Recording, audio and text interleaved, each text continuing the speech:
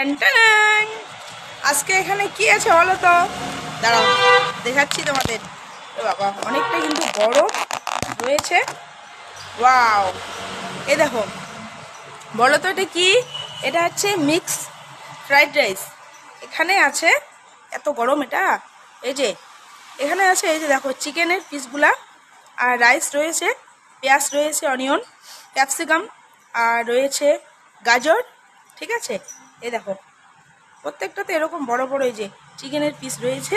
এই গেল, আর এটা যা খেতে টেস্ট, এটা কিন্তু অনেকটা টেস্ট। এই দেখো, তো ট্রাই করি একটু, অনেকটা গরম।